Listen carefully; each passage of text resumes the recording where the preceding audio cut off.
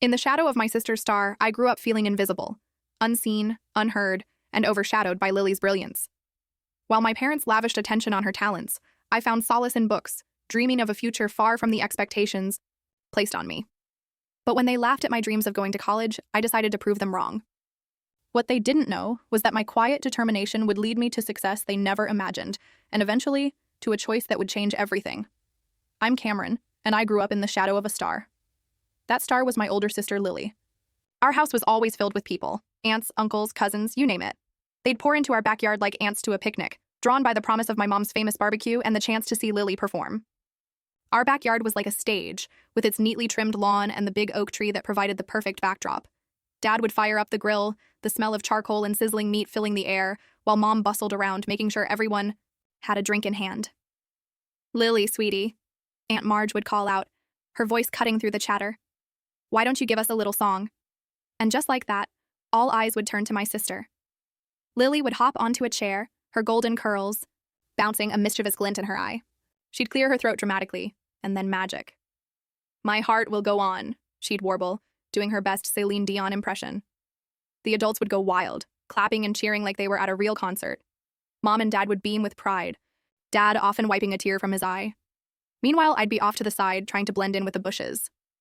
It's not that I didn't want to join in, but every time I opened my mouth to sing, it sounded like a cat being strangled. And poetry? Forget about it. The words would tangle on my tongue, leaving me red-faced and stammering. I've heard my relatives whisper that I'm so unlike my sister. It wasn't just the relatives. Mom and Dad made it clear who the star of the family was. While Lily got shuttled from dance classes to singing lessons to art workshops, I was left to my own devices. Not that I minded much. I found solace in the dusty old books that lined our shelves. The only person who seemed to get me was Great Aunt Maggie. She'd find me hiding behind the garage or up in the treehouse, nose buried in a book. "What adventure are you on today, Cameron?" she'd ask, settling down beside me. I'd look up, grateful for the interruption. "Oh, just reading about ancient Egypt," I'd say, showing her the cover of my latest find. Maggie would nod, her eyes twinkling. "You've got a good head on your shoulders. Girl, don't let anyone tell you different." Those moments with Maggie were like a balm to my soul. She didn't expect me to perform or be anyone other than who I was. With her, I could just be Cameron, the quiet, bookish girl who preferred the company of paper and ink to the chaos of family gatherings. But as much as I cherished those moments, they couldn't erase the sting of being the forgotten child. Every time Lily mastered a new song or won another award, my parents would shower her with praise and gifts, new clothes, the latest gadgets, you name it. Lily got it, and me? I got hand-me-downs and sighs of exasperation. School became my sanctuary. While I wasn't exactly Miss Popularity, I found my groove in the classroom. I wasn't content to just sit there and let the lessons wash over me. No, I was determined to understand every single thing the teacher said. "Mrs. Thompson," I'd say after class, my voice quiet but steady, "could you explain that bit about mitosis again?" I didn't quite get it. She'd smile, obviously pleased by my interest. "Of course, Cameron, why don't we go over it together?" If a teacher couldn't spare the time, I'd ask for book recommendations. Soon, my backpack was always bulging with extra reading material. I'd stay up late, poring over those books, determined to master every subject. All that hard work paid off. By the time I hit high school, I was top of my class. For once in my life, I was the best at something. I even made a few friends, other bookworms who didn't mind my quiet ways. As graduation approached, our house became Lily Central. Mom was constantly helping her put together her portfolio for the advertising and PR program at some fancy college. "Oh, honey, this campaign idea is perfect," Mom would gush, looking at Lily's work. "You're so talented." I'd roll my eyes and retreat to my room, burying myself in my studies. But one night, during yet another family dinner devoted to Lily's college plans, something in me snapped. "I'm going to college too," I blurted out. "I want to study management." The silence that followed was deafening. Then, to my shock and hurt, they all burst out laughing. "Oh, sweetie," Mom said, wiping tears from her eyes, "we don't have money for that. You'll need to get a job after graduation. You're just not as gifted as your sister." I felt like I'd been slapped. But I'm the top student in my class," I stammered, my face burning with anger and embarrassment. "I get straight A's." I stormed up to my room and came back with my report card, slamming it on the table. They all leaned in to look, their eyes widening in surprise. "Well, I'll be damned," Dad muttered, scratching his head. "When did this happen?" "It's been happening. For years," I spat. "Not that any of you ever noticed." Mom at least had the decency to look ashamed. "Cameron, we had no idea." But Dad cut her off. Look, it doesn't change anything. We've spent all our savings on Lily's education. There's nothing left for you, Cameron. I'm sorry, but that's just how it is. You'll go to work at my cousin Frank's restaurant after graduation. I turned and ran, ignoring their calls. I sprinted up the stairs into my room, slamming the door so hard the walls shook as I collapsed onto my bed, sobs racking my body. I felt something inside me harden. Fine, I thought, my hands clenching into fists. If they won't help me, I'll find another way. I'll show them all what Cameron can do. The next few months were a blur. Lily headed off to college, her departure marked by tearful goodbyes and proud parental embraces. Meanwhile, I threw myself into my studies with renewed vigor, determined to graduate at the top of my class. During this time, I found myself spending more and more time with great Aunt Maggie. Her small, cozy house became my refuge from the tension at home. One afternoon, as we sat in her sunlit kitchen sipping tea, she asked the question I'd been dreading. "So, Cameron," she said, her kind eyes fixed on me, "what are your plans after graduation?" I stared into my teacup, fighting back tears. I don't know, Aunt Maggie. Mom and Dad won't help me with college. They say there's no money left after paying for Lily's education. Maggie was quiet for a moment, then reached across the table and squeezed my hand. "Cameron, dear, I've got some savings. I'd like to give them to you for college. You're smart as a whip, and I'll be damned if I let that brain of yours go to waste." The reality of her words hit me like a tidal wave. I burst into tears, overwhelmed by her generosity and the sudden realization that my dreams weren't dead after all. "Thank you," I sobbed, throwing my arms around her. "Thank you so much, Aunt Maggie." The months flew by, and before I knew it, I was walking across the stage at graduation, diploma in hand. As I scanned the crowd, I saw Aunt Maggie beaming at me. My parents were there too, looking proud but uncomfortable. That evening, as I pored over college brochures, Mom walked in. "Cameron, honey," she said, her voice syrupy sweet.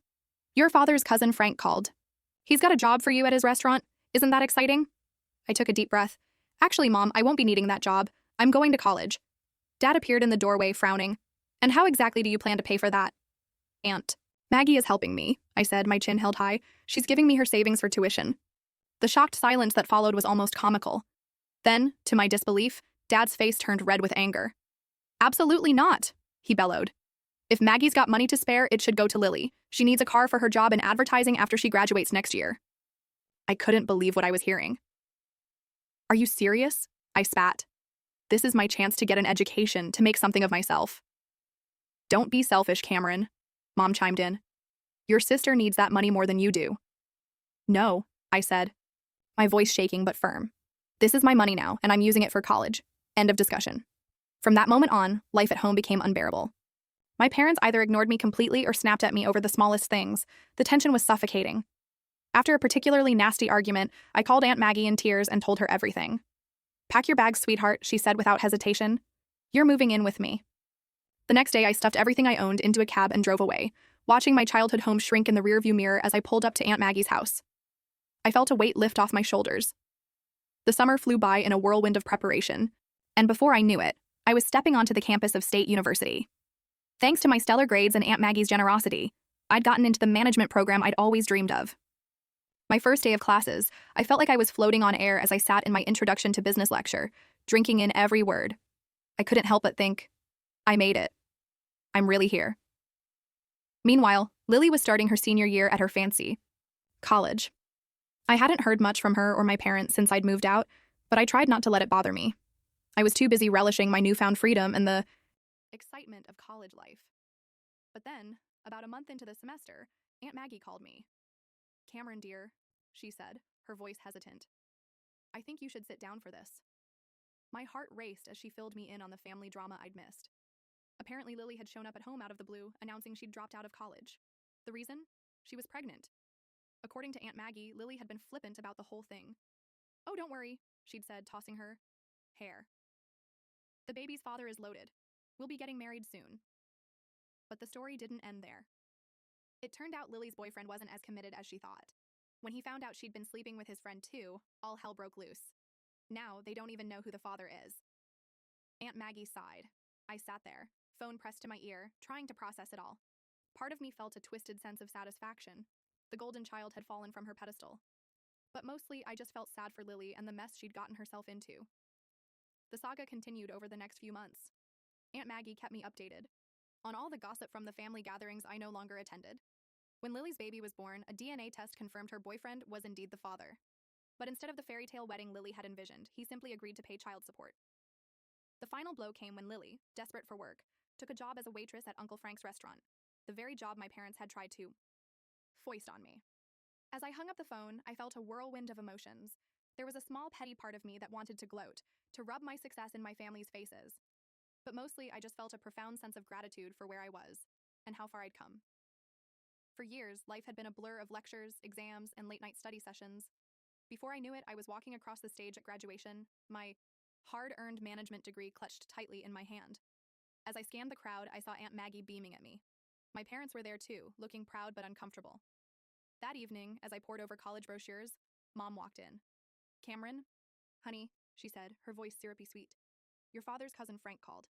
He's got a job for you at his restaurant. Isn't that exciting?" I took a deep breath. "Actually, Mom, I won't be needing that job. I'm going to college." Dad appeared in the doorway, frowning. "And how exactly do you plan to pay for that?" "Aunt Maggie is helping me," I said, my chin held high. "She's giving me her savings for tuition." The shocked silence that followed was almost comical. Then, to my disbelief, Dad's face turned red with anger. "Absolutely not," he bellowed. "If Maggie's got money to spare, it should go to Lily. She needs a car for her job in advertising after she graduates next year." I couldn't believe what I was hearing. "Are you serious?" I spat. "This is my chance to get an education, to make something of myself." "Don't be selfish, Cameron," Mom chimed in. "Your sister needs that money more than you do." "No," I said, my voice shaking but firm. "This is my money now, and I'm using it for college. End of discussion." From that moment on, life at home became unbearable. My parents either ignored me completely or snapped at me over the smallest things. The tension was suffocating. After a particularly nasty argument, I called Aunt Maggie in tears and told her everything. "Pack your bags, sweetheart," she said without hesitation. "You're moving in with me." The next day, I stuffed everything I owned into a cab and drove away, watching my childhood home shrink in the rearview mirror as I pulled up to Aunt Maggie's house. I felt a weight lift off my shoulders. The summer flew by in a whirlwind of preparation, and before I knew it, I was stepping onto the campus of State University. Thanks to my stellar grades and Aunt Maggie's generosity, I'd gotten into the management program I'd always dreamed of. My first day of classes, I felt like I was floating on. Amelia had spent years being ignored and excluded by her family, only to be used as a prop when they needed to repair their image. But when they tried to pull her back in for her mom's birthday, Amelia finally decided to stop playing their game. Instead of attending their family celebration, she threw her own housewarming party and made it clear to everyone why she wouldn't be a part of their facade anymore. Hi, I'm Sarah. Today I'm going to read you the story of Amelia, which is titled like this. My family forgot to invite me to the holidays for years, so I bought a house and had a housewarming party. All my relatives and friends were here, except for my family. A week later, they shouted, "How dare you embarrass us?" My answer, "Well, let's go." I'm sitting here on my couch scrolling through Instagram like any other Tuesday night when I see it. My sister Jenny's latest post from Christmas. There's Mom and Dad smiling by the tree. There's my older brother Mike with his wife Sarah and their 2 kids opening presents. There's Jenny herself, 28 and glowing, holding up some expensive-looking jewelry. The caption reads, "Best Christmas ever with the fam. So grateful for these people." The fam, right? I'm 32 years old and I wasn't there again. Just like I wasn't there for Thanksgiving 2 months ago. Just like I haven't been there for any holiday for the past 6 years. You want to know the crazy part? I used to be the one who organized everything. Back when I was in my 20s, I'd call everyone weeks in advance, make sure we had all the ingredients for Mom's stuffing recipe, coordinate who was bringing what dishes. I was the family glue. Or so I thought. But somewhere along the way, things changed. The invitations stopped coming. At first, I figured it was just an oversight. Maybe they thought someone else had invited me. Maybe they assumed I knew I was welcome. So I'd show up anyway, and they'd act surprised, but not unwelcoming. Then it got weird. I'd call to ask what time dinner was, and they'd give me vague answers. "Oh, we're just doing something small this year," or "We weren't sure if you'd be free." But then I'd see the photos later. Full family gatherings, sometimes, with extended relatives I hadn't seen in years. The worst part happened 4 years ago. I'll never forget it because it was the moment I realized what was really going on. Mother's Day was coming up, and I called Mom 3 days before. "Hey, Mom, I want to come by Sunday to bring you flowers and spend some time with you." "Oh," she said, and there was this pause. "Well, okay, yes, come by." Not exactly enthusiastic, but whatever. I bought her this beautiful bouquet of white roses, her favorites, and drove the 45 minutes to their house in the suburbs. I even wore the dress she'd complimented me on before. Nobody was home.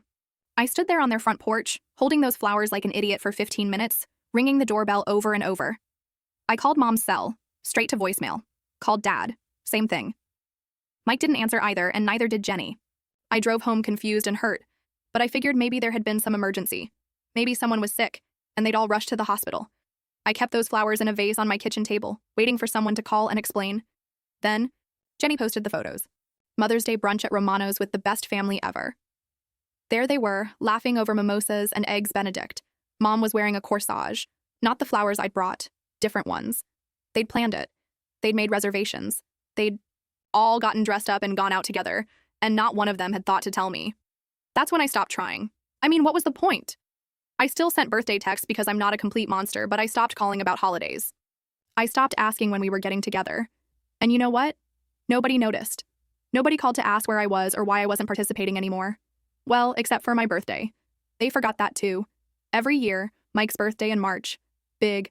Family dinner. Jenny's in July. Pool party at Mom and Dad's. Mom's in February. Dad's in November. Always something special. Mine, in September. Radio silence. Last year, my 31st birthday fell on a Saturday. I waited all day for someone to call or text.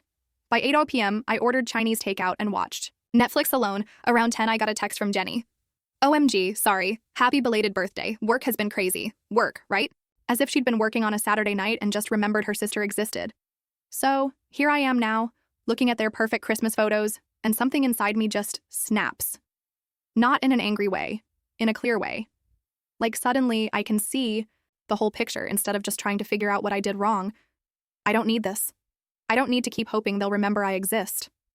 I don't need to keep feeling like there's something wrong with me because my own family treats me like an afterthought. You know what I need? My own space, my own life, my own damn Christmas tree if I want one. I close Instagram and open my contacts. Sarah. Martinez has been my realtor friend since college, and she's always told me to call her when I'm ready to buy. Well, guess what? I'm ready. It rings 3 times before she picks up. Amelia, it's been forever. How are you? I'm good. Actually, I'm great. Listen, remember how you always said you'd help me find a house when I was ready? Well, I'm ready. Seriously? That's amazing. What are you looking for? I lean back on my couch and smile for the first time all evening. Something nice. Not huge, but nice. Good neighborhood. Move-in ready if possible. I've been saving for years and I've got enough for a solid down payment. We talked numbers for a few minutes. I've been smart with money, probably because I haven't been spending it on big family vacations or group gifts or any of the other things people with close families do. My savings account is actually pretty impressive. After we hang up, I feel this weird lightness in my chest, like I've been holding my breath for 6 years and finally remembered how to exhale. The next 6 weeks fly by like a dream. Sarah finds me the perfect house, a little blue colonial on Maple Street that just came on the market. The owner is relocating for work and wants to sell it fully furnished. The moment I walk through that front door, I know this is it. Big windows, updated kitchen, 2 bedrooms upstairs, and a tiny backyard with a patio. Everything is tasteful and comfortable. A soft gray couch, white wooden bed frame, even nice dishes.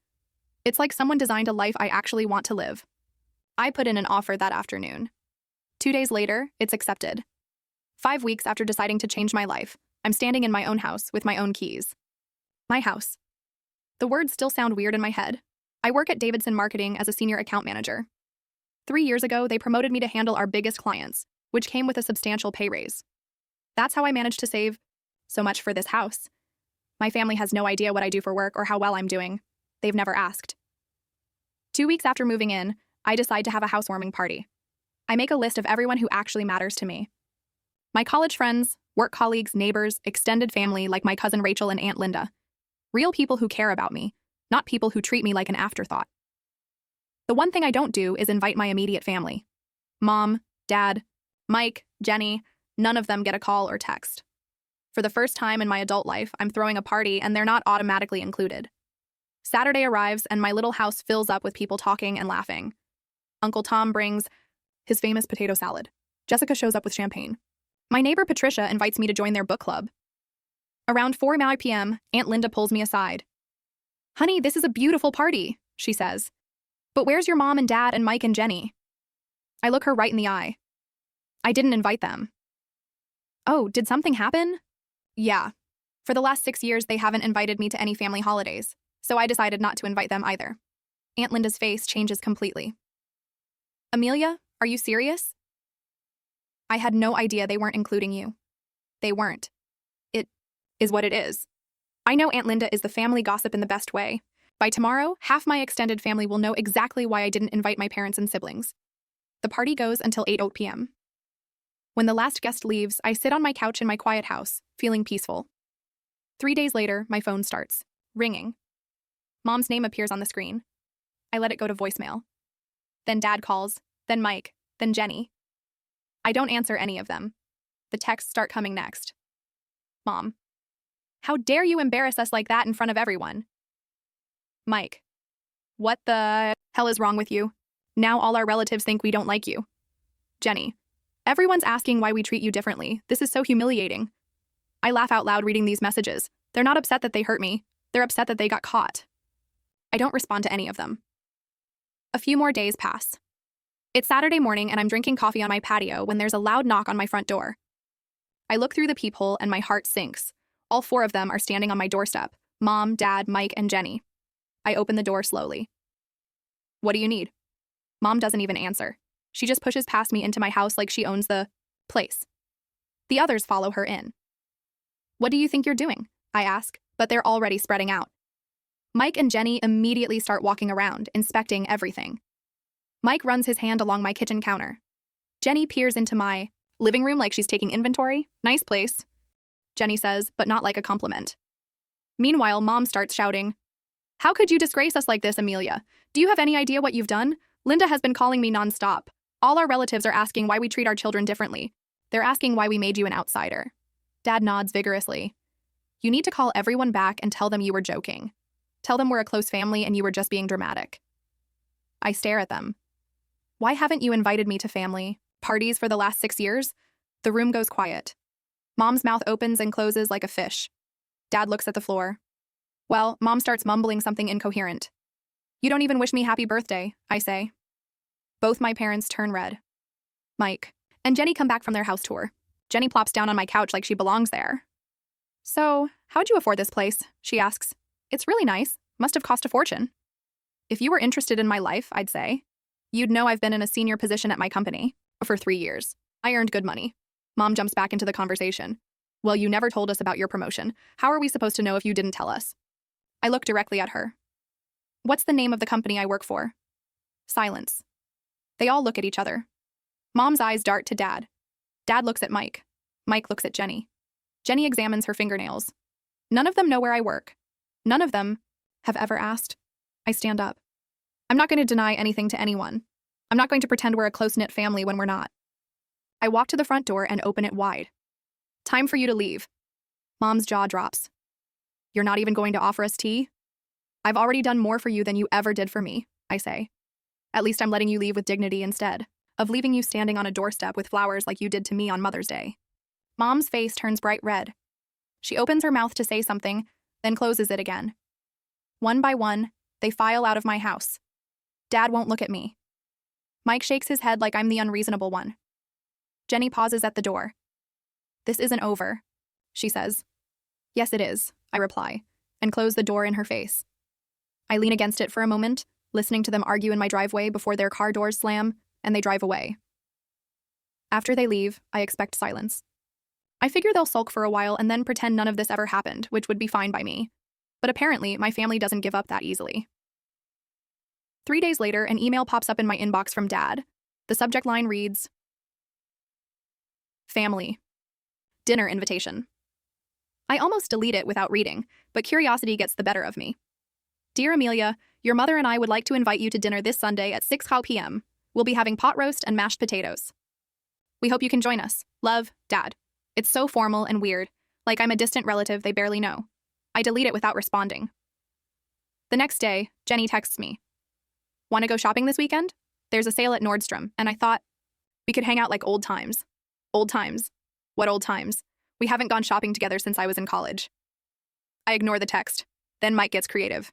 He sends me an email with photos attached, old pictures of us as kids. There's one of him teaching me to ride a bike when I was 6 and he was 10. Another of all 3 of us building a snowman in the backyard. The email says, Remember when we were close? I miss those days.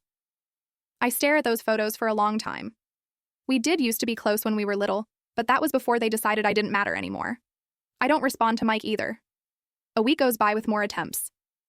Mom leaves a voicemail asking if I need anything for my new place. Dad sends another dinner invitation.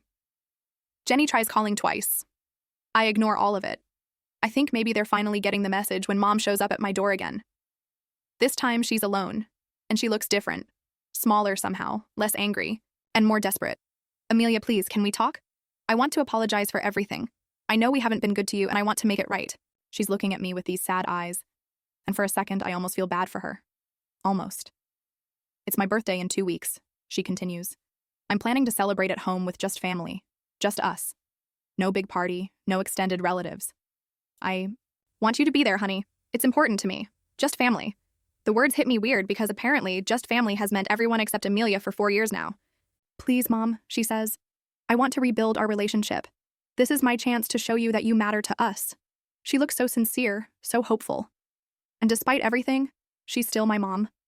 The woman who taught me to braid my hair and helped me with my first heartbreak. Okay, I hear myself saying. I'll come. Mom's face lights up like Christmas morning. She steps forward and hugs me tight, and I let her. She smells like the perfume she's worn my whole life, and for a moment, I'm 8 years old again. Thank you, sweetheart.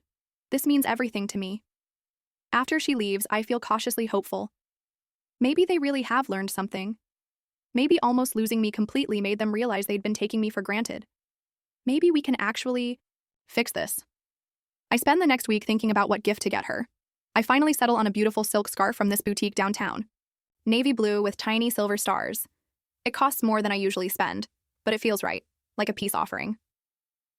3 days before Mom's birthday, I'm at work finishing up a client presentation when my phone rings. Aunt Linda's name pops up. Hi, Aunt Linda. What's up? Oh, honey, I'm so excited. I just talked to your mom and she told me the good news. What good news? That you two made up. She said you're coming to her birthday party. I'm so glad you worked things out with your family. My stomach drops. Party? I thought it was just going to be a family dinner. Oh no, she's invited everyone. All the aunts and uncles, all the cousins. She said she wants to prove to everyone that you're all one big happy family again. She's been calling relatives all week, telling them how excited she is that her daughter is coming home. I hang up, without saying goodbye. I sit in my car in the parking garage for 20 minutes, shaking with anger. They haven't changed at all. They don't want to rebuild our relationship. They want to use me as a prop. They want to parade me around in front of our relatives so everyone will stop asking uncomfortable questions about why they excluded me. This whole thing was never about loving me or missing me. It was about protecting their reputation. I drive to the mall and return Mom's gift. The saleswoman asks if there's anything wrong with it. No, I say. It's perfect. It's just going to the wrong person. I don't call Mom to tell her I'm not coming. I don't text or email or send a carrier pigeon.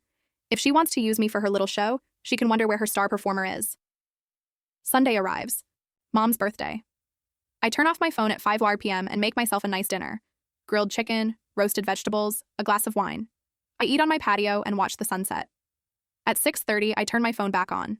15 missed calls, 7 voicemails, dozens of texts. The first voicemail is from Mom at 6:05. Honey, where are you? Everyone's here waiting for you. The second is at 6:15. Amelia, please call me back. People are asking where you are. By 6:45, Dad's calling. Your mother is very upset. You need to get here right now. Mike texts at 7:00 p.m. What the hell? Get your ass over here. Mom's crying. Jenny at 7:15. Everyone's staring at us. This is so embarrassing. Just come already. At 7:30, my phone rings again. Aunt Linda. I answer this time. Hi, Linda. Amelia, where are you? I'm at your mom's party and everyone's wondering where you are. Your mom keeps checking her phone and looking at the door. Put the phone on speaker so everyone can hear me. There's some rustling. Then Linda's voice sounds far away. Okay, you're on speaker. Everyone's listening. I take a deep breath. Hi, everyone. I want you all to know that when my mother invited me to this party, she told me it would. Emma had always been the second choice in her family, overshadowed by her older brother Michael, who received all the attention and opportunities. But when her parents doubled her rent to accommodate his failed business, Emma decided enough was enough. With a quiet but determined resolve, she moved out, leaving behind a life of sacrifice, and took control of her own future, never looking back at the family who'd taken her for granted. Growing up, I always knew I was the second choice. My name is Emma, and from my earliest memories, I watched my parents shower my older brother Michael with endless attention and opportunities while I stood in the shadows. The difference in how they treated us wasn't subtle. It was as clear as I remember sitting at our kitchen table doing homework alone while Mom and Dad drove Michael to his latest singing competition or club meeting.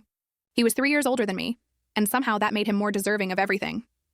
Every time his teachers mentioned even the slightest talent, my parents jumped at the chance to nurture it, spending money we didn't really have on lessons and equipment. Michael has such a beautiful voice, Mom would gush to anyone who would listen. He's going to be something special one day. Meanwhile, I learned early on not to ask for much. When I showed interest in art classes, Mom just smiled apologetically. Maybe next semester, honey. Michael's voice lessons are taking up the budget right now. The disparity became even more apparent during Michael's senior year of high school. I was 15 at the time, sitting quietly at dinner when my parents made their big announcement. "We've been saving up," Dad said proudly, "and we're going to send Michael to Preston College. It's one of the most prestigious schools in the state." Michael's eyes lit up. "Really? That's amazing." "And that's not all," Mom added. "You can stay in our apartment near the campus. No rent, of course. We want you to focus on your studies." I pushed my peas around my plate, trying to hide my disappointment. Not that anyone was looking at me anyway. They were all focused on Michael's beaming face as he talked about his future plans. That night, lying in bed, I did the math. If they were spending this much on Michael's education and giving him a free apartment there was no way they'd have anything left for my college fund. The realization hit me hard, but instead of crying, I started planning. The next day, I visited my grandparents' antique store. My grandfather listened as I explained my situation. "Well, Emma," he said, studying me carefully, "I could just give you the money for college." He paused, stroking his chin thoughtfully. "But I think it would be better if you earned it yourself. How would you like to work here after school?" So, that's how it started. While Michael packed up for his prestigious college adventure, I began working at the antique store every afternoon after school. I'd help catalog items, assist customers, and learn the business from my grandfather. My grandmother would bring me snacks and tell me stories about the vintage pieces we sold. My parents' reaction to my initiative was telling. When I told them about my job and my plans to save for college, they seemed relieved, almost grateful, that I'd solved my own problem. 3 years of working at my grandparents' antique store flew by. Every afternoon spent dusting old furniture and organizing vintage jewelry had paid off. I'd saved enough money for college. When I graduated high school, there wasn't much fanfare, just a quiet dinner at home. But I didn't mind. I was proud of what I'd accomplished on my own. I enrolled in the local state college, choosing a practical business program that wouldn't drain my savings. The tuition was reasonable, and I even had some money left over. Living at home and taking the bus to campus wasn't glamorous, but it made financial sense. "Mom, Dad," I broached the subject one evening, "I've been thinking about getting a used car. It would make getting to classes easier." Dad barely looked up from his phone. "Sorry, Emma, we just don't have the money for that right now," Mom chimed. "And the bus system is perfectly fine. Lots of students use it." I bit my tongue, remembering how they'd helped Michael get his license and even contributed to his first car. But that was ancient history now. My first year of college passed quickly, and just as I was finishing my spring finals, our house erupted with excitement. Michael was graduating from Preston College. Mom and Dad threw him an elaborate celebration, inviting what felt like half the town. Our house was packed with relatives, friends, and neighbors all there to celebrate my brother's achievement. I was arranging appetizers in the kitchen when Michael made his grand entrance with a pretty blonde woman on his arm, Sarah, his college girlfriend.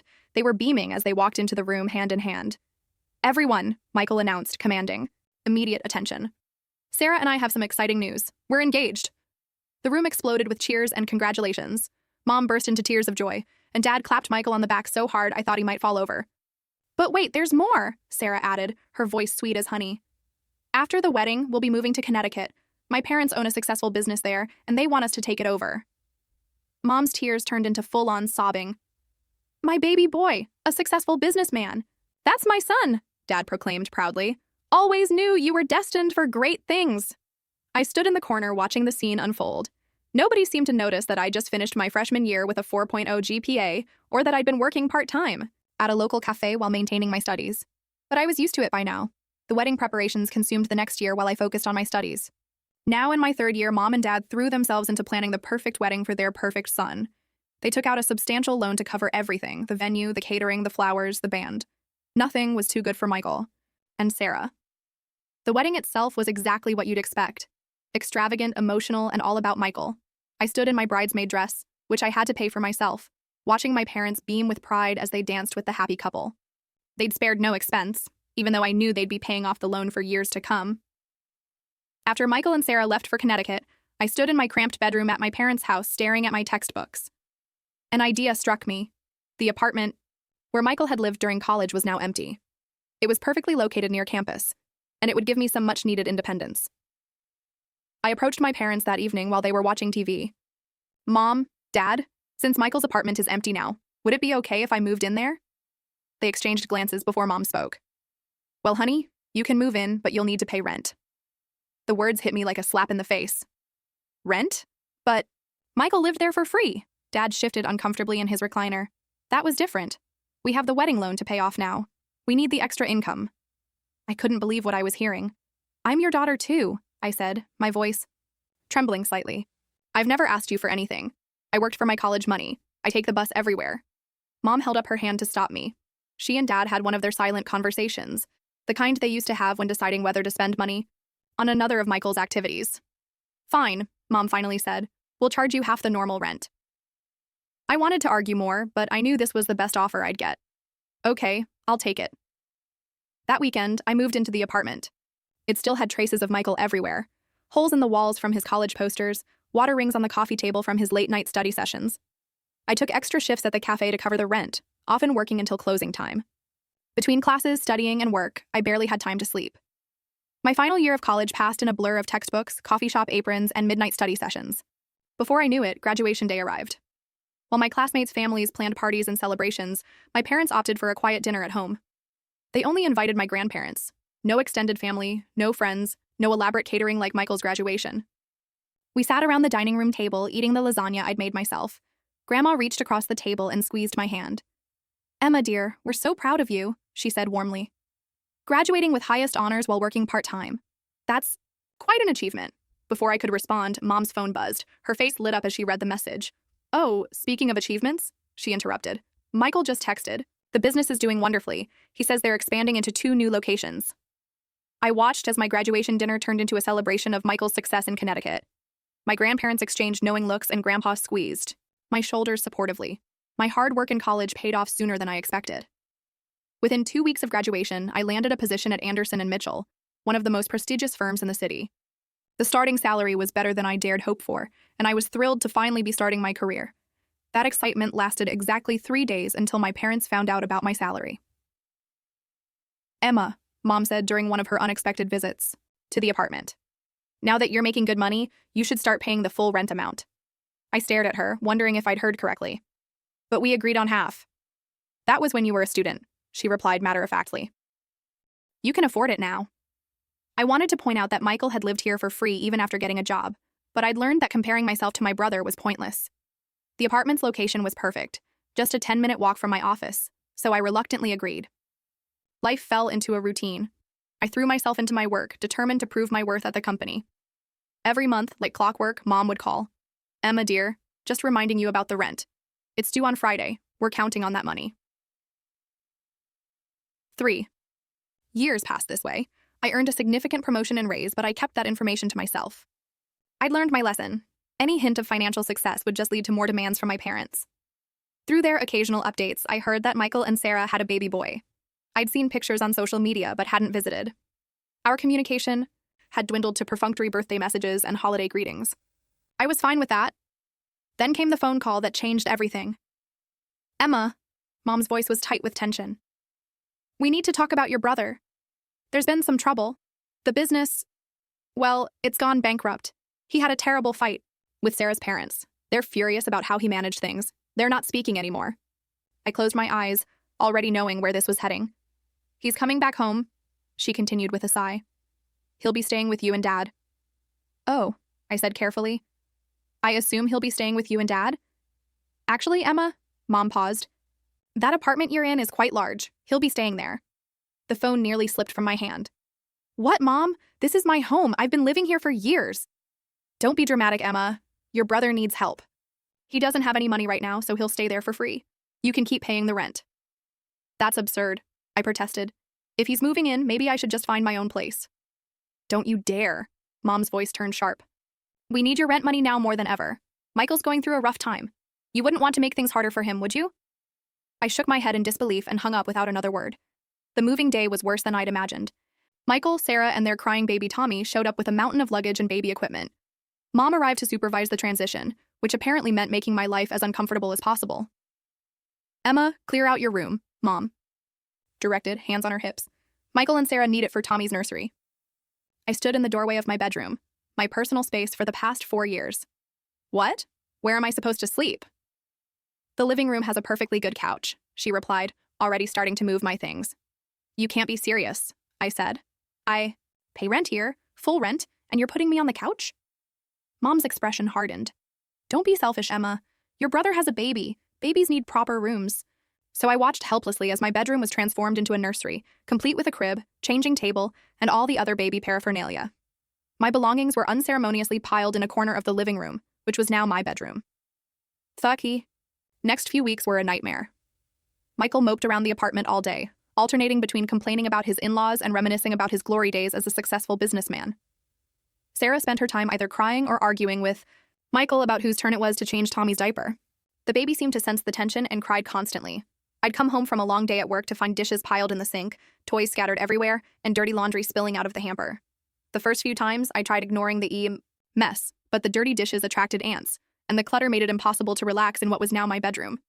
So I cleaned. I cooked. I did laundry. And every meal I prepared mysteriously disappeared before I could eat it. One evening, after a particularly frustrating day at work, I decided to extend an olive branch. Michael, I said, trying to keep my voice neutral. We actually have some openings at my company.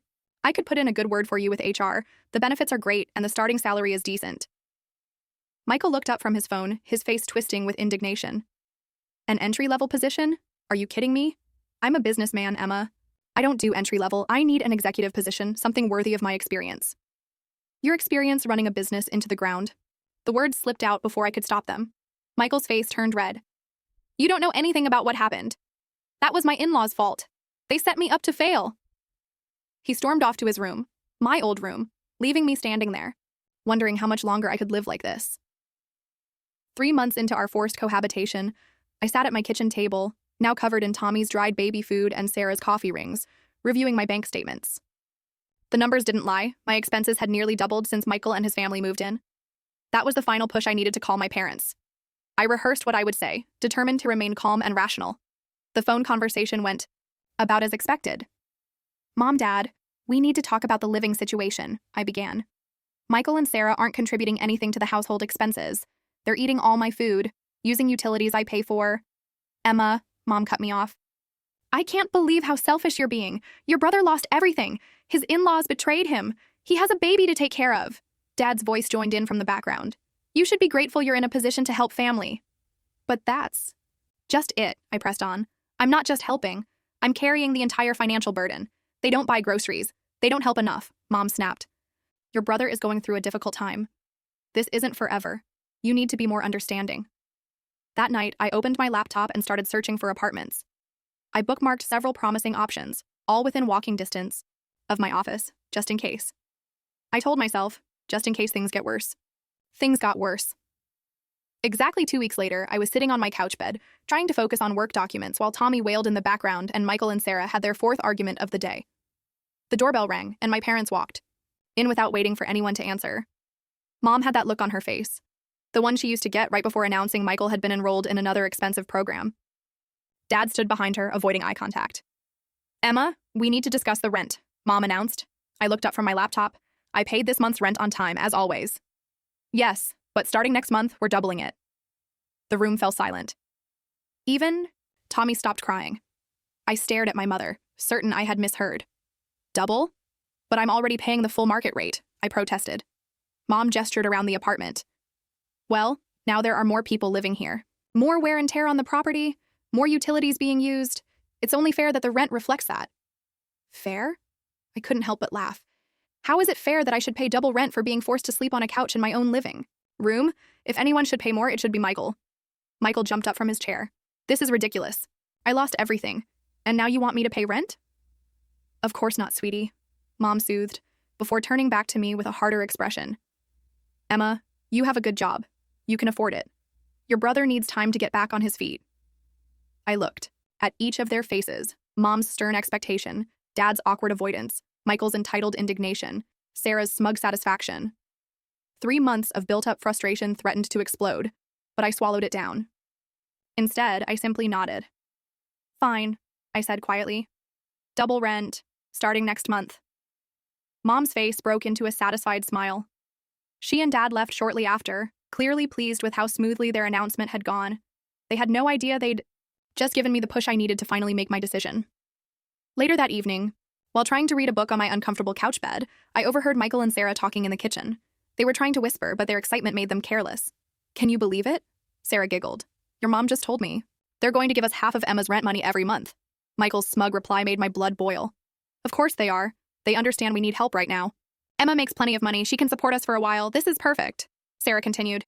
"We get to live here for free, and we'll even have spending money. Your sister doesn't need to know." I lay there, gripping my book so hard my knuckles turned white. All this time, I thought my parents were just being unfair, but this was a calculated scheme. They weren't just enabling Michael. They were actively planning to use me to fund his laziness. I grabbed my laptop and pulled up the apartment listings. One caught my eye, a modern one-bedroom in a quiet building, actually closer to my office than the current apartment. The rent was exactly what I'd been paying before the proposed increase. I called the number immediately, trying to keep my voice down. "Hi, I'm interested in the apartment on Cedar Street." "Yes, I could come see it right now if that's possible." "Perfect. I'll be there in 15 minutes. The apartment was everything I hoped for: clean, quiet, and Michael-free. I signed the lease on the spot and paid the security deposit with my emergency savings. Back at the apartment, I waited until everyone was asleep before quietly packing. How quick can we move on this? Marcus knows me well enough not to ask too many questions when I get that tone. "Market's pretty hot right now. Nice houses in your neighborhood are going fast. I could probably have it sold within a month, maybe 6 weeks if we price it right." "Do it. I'll clean it up this weekend and you can start showing it next week."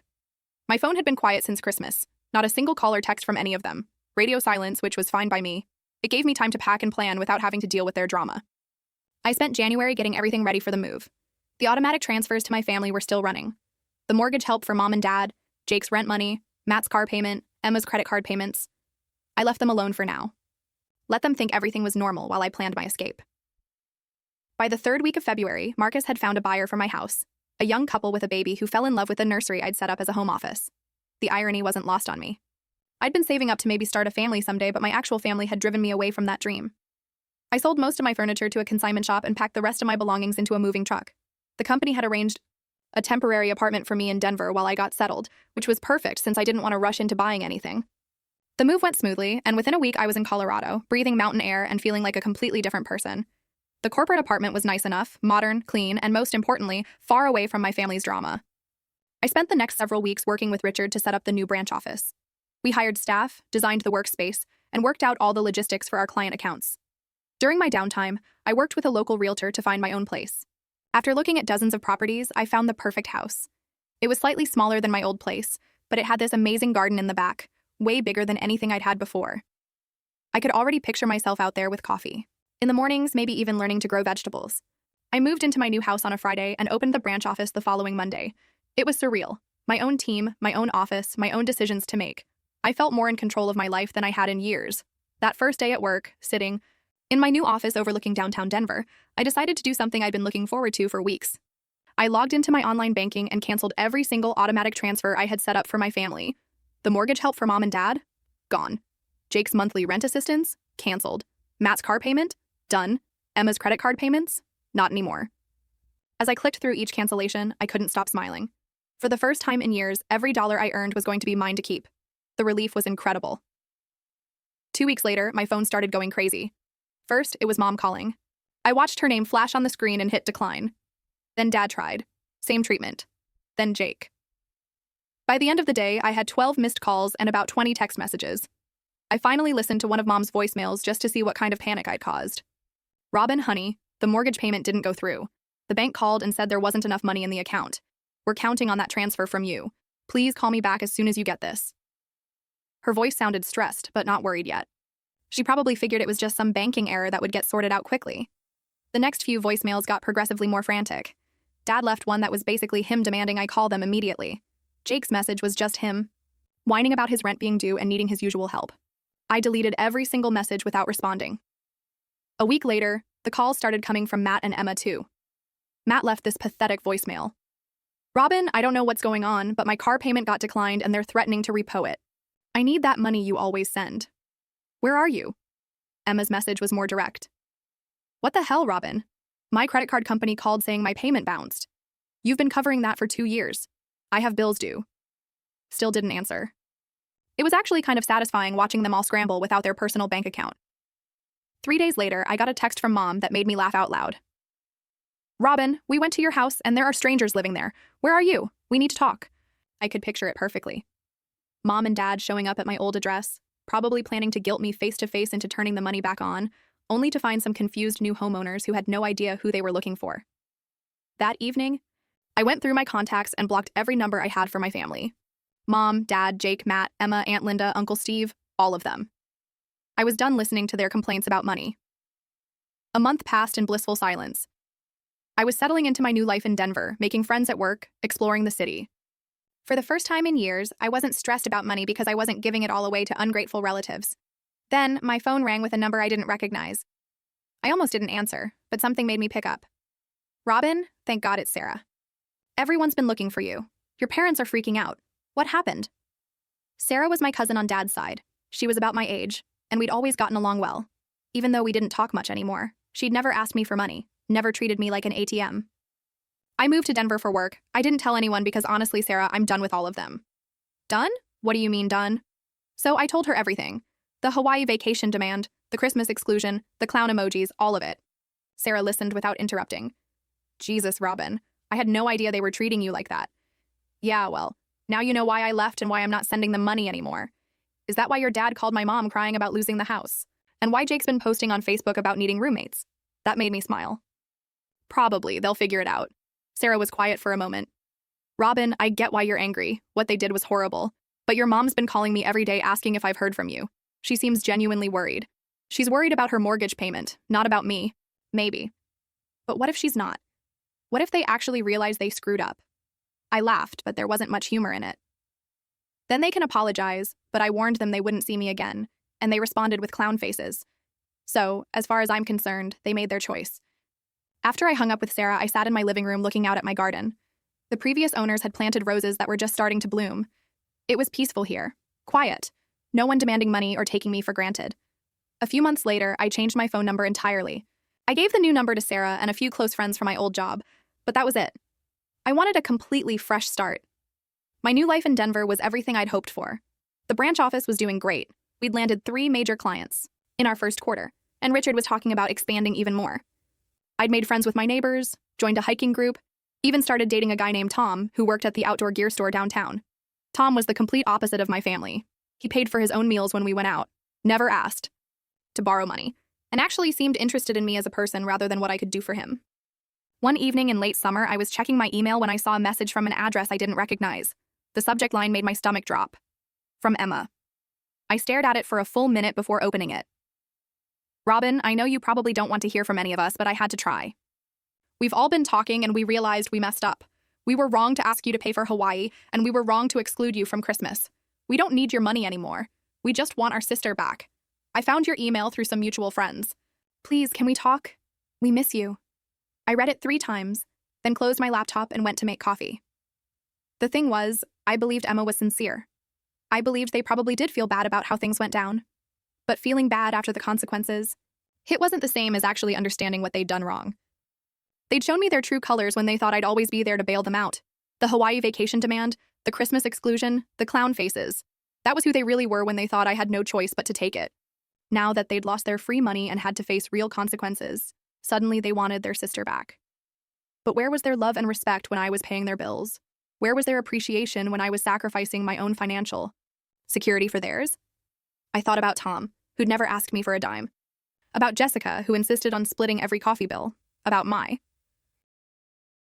Robin thought her family loved her for who she was, but when they uninvited her from Christmas and demanded she pay for their Hawaiian vacation, she realized they only saw her as a cash machine. After years of sacrificing her own security to support them, Robin decided it was time to stop giving and start living for herself, no matter the cost to her family. Hi, I'm Sarah. Today, I'm going to read you the story of Robin, which is titled, Like This. My parents sent a group text 3 days before Christmas.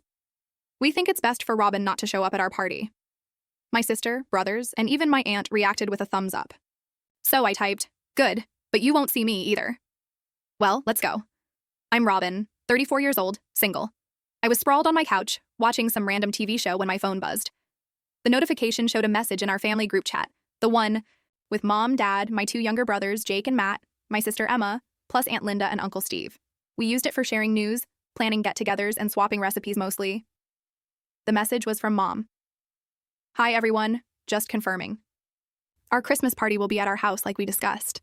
Can't wait to see you all, except we think it's best for Robin not to show up at our Christmas party." I stared at my phone screen. What the hell? I read it 3 times to make sure I wasn't seeing things. Nope. Mom had literally just uninvited me from Christmas in the family group chat for everyone to see. The worst part?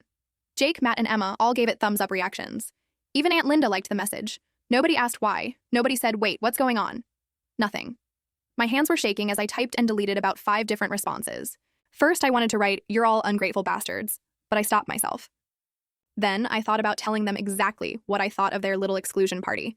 But in the end, I just wrote, "Okay, I respect your decision and I won't come to your party, but you won't see me either. Respect my decision." Within seconds, all of them, every single family member in that chat, responded with clown face emojis to my message. Clown faces, like I was some kind of joke. I left the group chat immediately and threw my phone across the couch. Sitting there, in my living room, I tried to figure out how we'd gotten to this point. It all started a month ago at what I thought was just a regular family dinner. Mom had invited everyone over. Me, Jake, Matt, Emma, plus Aunt Linda and Uncle Steve. We don't all live together anymore, but we tried to get together once a month. Remember walking into Mom's dining room that night feeling good? I'd had a great week at work, I was wearing a new dress I liked, and I was looking forward to catching up with everyone. That feeling lasted about 10 minutes. We just sat down when Mom got this weird smile on her face and said, "So, we've been talking before Robin got here and we've made an exciting decision. We're all going to Hawaii for Christmas." Emma jumped in immediately. "I've been researching hotels all week. Everything's basically booked already, but there are still some really nice suites available. They're pricey, but it'll be so worth it." I was confused but tried to go with it. "Oh, that sounds fun. How much do I need to chip in?" Everyone at the table started laughing. Not like, "Oh, that's funny," laughing. More like they all knew something I didn't. I looked around at their faces and said, "What's so funny?" Aunt Linda was the one who dropped the bomb. "Oh, honey, you're not chipping in. We decided you're paying for all of us." Mom nodded like this was totally normal.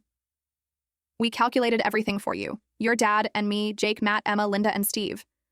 It'll be about $18,000 for 2 weeks, but we'll be staying at the most luxurious resort with all the excursions, spa treatments, and everything." I literally thought they were joking. "Wait, what? You want me to pay $18,000 for everyone's vacation?" "Well, you have the savings," Mom said, like it was obvious. "You make good money and you're always putting money away. It's not like you spend it on anything." Emma chimed in with this smug look. "I saw your bank statement once when you left it on the counter. You've got over $100,000 saved up. This would barely make a dent." That's when everyone got excited. Uncle Steve started talking about chartering a yacht. Aunt Linda wanted to book the presidential suite. They were all talking over each other, making plans with my money like I wasn't even there. I'd heard enough. I slammed my hand down on the table hard enough to make the water glasses jump. "I'm not paying for your Hawaiian vacation," I said. "I'm not spending my money on your expensive fantasies." The temperature in that room dropped about 20 degrees. Mom's face went cold, and she said, "Robin, you're really distancing yourself from this family by refusing to help us." "Help you," I shot back. "A family doesn't just decide how someone else should spend their money without even asking first." After that, nobody talked to me for the rest of dinner. They all ate in complete silence while I sat there feeling like I just kicked a puppy. I left as soon as I could, and nobody said goodbye. That was a month ago. Since then, nothing. No calls, no texts, no, "Hey, how are you doing?" Which was weird because usually they were constantly hitting me up for money. Jake needed help with rent. Emma wanted money for car repairs. Mom and Dad always had some expense they needed help with. I kept thinking about calling Mom to smooth things over. I picked up my phone so many times, but then I'd talk myself out of it. I figured they needed time to cool down and realize how crazy their Hawaii demand was. But sitting here, looking at that Christmas message, I finally understood. This wasn't about cooling down. This was punishment. This was their way of getting revenge on me for not being their personal ATM. And the worst part? I'd been trying to buy their love for years without even realizing it. Right after college, I landed a great job at a marketing firm. I was making more money than anyone in my family ever had. So when Mom mentioned they were struggling with the mortgage, I started helping. When Jake couldn't afford tuition, I paid for his classes. When Emma's car broke down, I bought her a new one. When Aunt Linda got sick and couldn't afford her medical bills, I covered those too. Sitting there on my couch, staring at my phone after leaving that group chat, something clicked in my brain. It wasn't just anger anymore, it was clarity. For the first time in years, I could see exactly what my relationship with my family really was. I wasn't their daughter or sister. I was their ATM with legs. 2 months ago, my boss, Richard, had called me into his office with what he called an opportunity of a lifetime. He wanted me to relocate to Denver and run our new branch office there. It was a huge promotion, regional manager with a salary bump that would have made my current good pay look like pocket change. "Think about it, Robin," he'd said, leaning back in his chair. "You'd be building something from the ground up. Complete creative control, bigger budget, your own team. Plus, Denver's a great city. Mountains, skiing, hiking if you're into that." I turned him down without even thinking about it. "I appreciate the offer, Richard, but I can't leave my family. They need me here." He looked disappointed, but said he understood. "Family's important. But if you change your mind, let me know soon. I can't hold the position forever." Now, sitting in my living room with clown emojis burned into my retinas, I realized what an idiot I'd been. They needed me here. All right, they needed my bank account here. I grabbed my phone and scrolled through my contacts until I found Richard's number. It was almost 9 p.m., but he'd given me his personal cell for emergencies. This felt like an emergency. "Robin, everything okay?" He answered on the second ring. "Hey, Richard. Sorry to call so late. That Denver position, is it still available?" There was a pause. "Well, we haven't filled it yet, but we're getting close to making a decision." "Why? Did something change?" "Everything changed. I want the job. When would I need to start?" I could hear him smiling through the phone. "That's fantastic news. We could have you out there in about 2 months. There's paperwork to handle, relocation, logistics, that sort of thing. Send me whatever I need to sign." After I hung up, I felt this weird lightness in my chest, like I'd been holding my breath for months and could finally exhale. For the first time since that disaster dinner, I felt like I was doing something right. Christmas came and went. I spent it alone in my house, ordering Chinese takeout and watching Netflix. It should have been depressing, but honestly, it was peaceful. No drama, no demands, no awkward conversations about money. Around dinner time, I made the mistake of checking social media. Mom had posted a bunch of photos from their Christmas party. The whole family gathered around the tree, big smiles, fancy dinner spread on the table. The caption read, "Perfect Christmas celebration with all the people who matter. So grateful for a holiday without unnecessary drama and negativity." Unnecessary drama and negativity. That's what I was to them. But instead of crying or getting angry, I just laughed. They had no idea what was coming. The day after Christmas, I called my friend Marcus, who'd helped me buy my current house 3 years ago. He's a realtor and a good one. "Listen, I need a favor. I want to sell my house fast." "Sell? But you love that place. You spent months picking out paint colors. Plans change. How quick can we move on this?" Carol thought her life was falling into place, until the day she came home to find the family she never truly had, living in the house her mother left her. What followed was a twisted battle over a legacy, where the truth about family, betrayal, and the price of forgiveness would push her to a breaking point. This is the story of how one woman fought to reclaim her home, her past, and her sense of self from the people she trusted most. My name is Carol, and I'm 22 years old. I just graduated from college, and I've got a story to tell you about my house. Well, technically, my mother's house, or it was until she passed away from intestinal cancer 4 years ago and left it to me. Mom was always the planning type, even before the cancer diagnosis. She made sure everything was in order. The house was hers, free and clear. She bought it before she even met my dad, and thank God for that foresight. She made sure I knew about the will, too. "This way you'll always have a home," she told me, her voice steady despite everything she was going through. Things weren't always this complicated. My parents' marriage lasted 10 years before Dad decided to leave us for another woman. I was 9 when he packed his bags. No drama, no fighting over custody or property. He just left. The only thing he agreed to was paying for my college education. He set up a special account and transferred the entire sum for my future studies. Right away. I guess that was his version of child support. Dad started a new family pretty quickly. His wife, Linda, had their daughter shortly after. She's 10 years younger than me. I'd visit sometimes, staying at their rented house, but it never felt right. Linda would be busy with my half-sister, singing over her latest accomplishment or fixing her hair. Dad was always working, claiming he needed to provide for his family. Funny how I wasn't really included in that category anymore. "Carol, would you like to join us for dinner?" Linda would ask, but her tone always suggested she hoped I'd decline. We kept things cordial, though, exchanging birthday cards, holiday greetings, the occasional forced family dinner. It was all very proper and polite in that uncomfortable way that makes your skin crawl.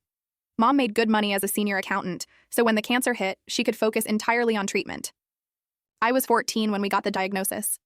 She quit her job immediately to focus on fighting the disease. For 4 years, we lived between hospital visits and treatment sessions. Mom never complained. Not once. She just kept fighting, kept planning, kept making sure I would be okay. But cancer doesn't care about plans. I was 18 when she died, just weeks before I was supposed to leave for college in another state. The grief hit me hard. I could barely function. That's when Dad surprised me by actually stepping up. He, Linda, and my half-sister moved in temporarily to help me cope with the loss. I was too numb to question it at the time, too grateful for any support I could get. "We'll help you through this," Dad said, putting his arm around my shoulders. Linda nodded along, trying to look sympathetic, while my half-sister explored what was now my house. By the end of summer, I was faced with a dilemma. College was starting in a few weeks, and I had no idea what to do with Mom's house, my house now. I couldn't bear the thought of selling it, but leaving it empty for 4 years didn't seem smart either. That's when Dad came up with his proposal. Over breakfast one morning, he said, "Carol, I've been thinking, what if we stayed here? We pay all the bills, maintain the place. You wouldn't have to worry about anything while you're at school." I looked at Linda, who was making pancakes at the stove. She turned around and smiled. "It would be good for all of us," she added. "Sophie's already enrolled in the local school, and the house would be well taken care of." It made sense. During the 2 months they'd been staying with me, things had been surprisingly okay. Linda had stopped being so distant, and Sophie, my half-sister, had actually started treating me like a real sister instead of some stranger, who showed up occasionally. So I agreed. Looking back, it seemed like the perfect solution. I packed up Mom's personal things, keeping what I wanted and storing the rest in the attic. I left for college feeling confident about my decision. Over. The next 4 years, I came home during holidays and summer breaks. Those visits were nice. Actually, Linda would cook these big welcome home dinners. "I made your favorite lasagna," she'd say, as if she'd always known my favorites. Sophie would drag me to her room to show me her latest artwork or tell me about school drama. During Christmas breaks, we'd all decorate the tree together. Dad would lift Sophie to put the star on top, while Linda and I argued good-naturedly about whether tinsel was tacky or classic. We'd sit around drinking hot chocolate, and sometimes I could almost forget that this wasn't the family I started with. Summer visits were different, longer, more relaxed. Sophie and I would spend afternoons by the community pool, and I'd help her with her summer reading. Linda would invite me to her book club meetings, and we'd actually have fun dissecting whatever romance novel they'd chosen that month. "Your sister's so good with Sophie," I overheard Linda telling Dad one evening. "It's nice having her home." That made me feel warm inside, like maybe we really had become a proper family. I called regularly during semesters. Weekly chats with Dad about my classes, catching up with Linda about house maintenance. "The roses you planted are blooming beautifully, Carol," we'd talk about. And FaceTime sessions with Sophie, who kept me updated on her middle school adventures. Everything seemed perfect. We'd created this strange but functional family dynamic, built on the foundation of my mother's house. I never imagined it could all fall apart so quickly. But I guess that's the thing about houses. No matter how solid the foundation, you never know what's going on behind the walls. Finally, at 22, with my degree in hand and a job lined up back home, I was ready to start the next chapter of my life. I'd already accepted a position at Marshall and Brooks Financial in my hometown. They'd interviewed me via Zoom and offered me the job right away. Everything was falling into place perfectly, or so I thought. The taxi dropped me off in front of my house on a sunny June afternoon. I stood there for a moment, taking in the familiar sight. Mom's rose bushes were in full bloom, though they looked different from how she used to maintain them. The lawn was neatly trimmed, and new curtains hung in the windows. Little changes had happened while I was away at college. Wheeling my suitcases up the front walk, I reached for my keys with a smile, already imagining sleeping in my old room tonight. But when I tried to unlock the door, something was wrong. The key wouldn't turn. I tried again, thinking maybe I was just tired from the journey, but no, the key definitely didn't fit. "What the hell?" I muttered, trying the key again before finally giving up and knocking on the door loudly.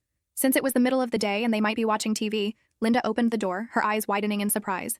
She was wearing an apron and had flour on her hands, like she'd been baking. "Carol, what are you doing here?" she asked. I wheeled my suitcase inside, noticing Dad and Sophie in the living room, both looking equally startled by my appearance. Sophie was sprawled on the couch with her phone, while Dad sat in his favorite armchair, Mom's old armchair, reading something on his tablet. "What do you mean?"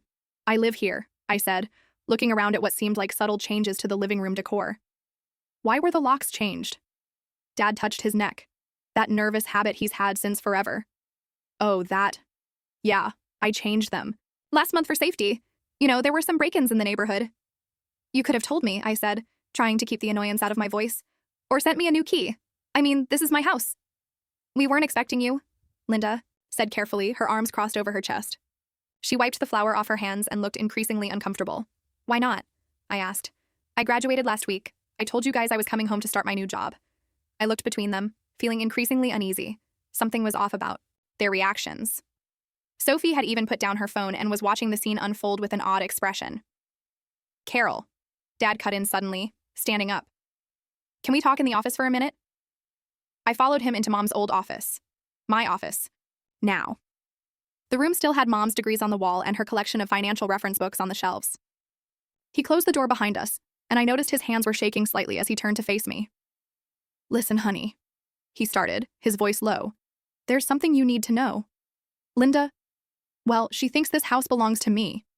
I stared at him, not comprehending what he was saying. I told her it was my house, he continued, not meeting my eyes, that I gave it to your mother and you out of kindness after the divorce, and that after your mom passed, it reverted to me. She thinks she'd just been living here because I allowed it. I must have stood there gaping at Dad for a full minute before finding my voice again. My first instinct was to storm out of the office and tell Linda everything. Now I understood her surprised look when I showed up. In her mind, I was just some freeloader trying to crash in their house. I have to tell her the truth, I said, moving toward the door. But Dad caught my arm.